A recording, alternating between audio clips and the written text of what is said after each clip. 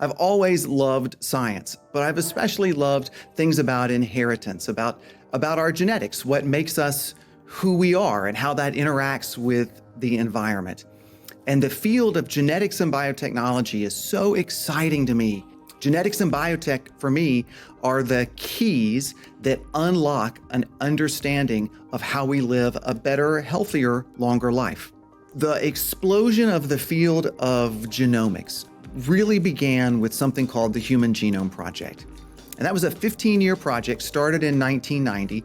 It was an international project where scientists around the globe said, essentially, we are going to sequence the genome, read the genetic instructions of a human for the first time, fully, from one part of our genome all the way to the other. It gave us that first map or that first recipe book of our DNA. And it's a huge amount of information. It's 3 billion letters. Let me give you an example of kind of what that means.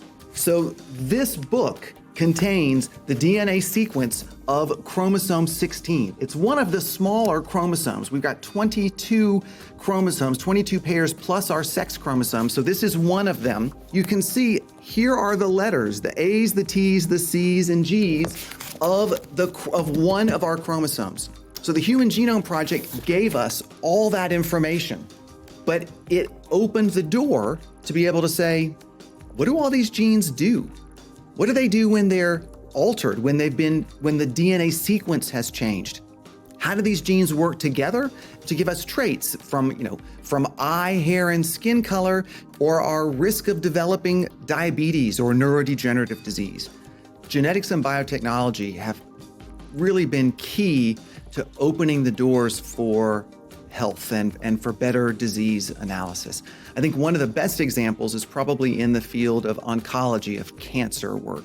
Cancer is a genetic disease, but we now have the ability, when an individual is diagnosed with cancer, to take a tiny piece of that tumor and sequence through the DNA of those cancer cells and identify the specific mutations that have led to the development of cancer.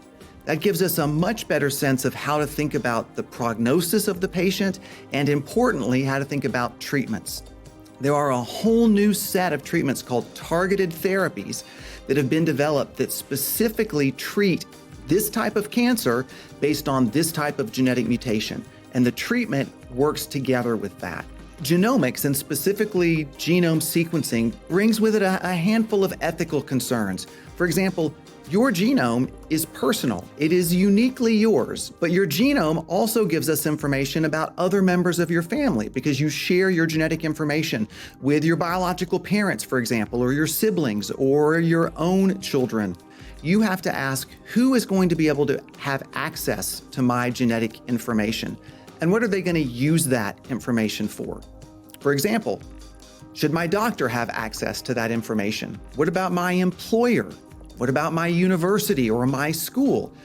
And you can certainly make arguments that in many of those cases, under certain circumstances, people should have access to that information because it might be important. For example, an employer, an airline might need to know if their pilots have a specific genetic change that makes them more likely to have health issues at higher elevations. But does your employer need all of the rest of that information? Other ethical issues really come down to, do I fully know the kinds of things that might be uncovered if I want to have my genome analyzed? Yes, it may give me information about health issues that I have right now, but it also might tell me about predispositions to diseases that might not show up for me for 4 or 5 decades.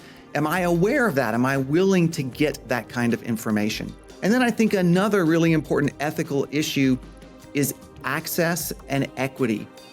Genomic sequencing is a powerful tool, but will it be available to everyone, or will it only be available to individuals that are able to afford the price, or even an education to understand what the genetics means?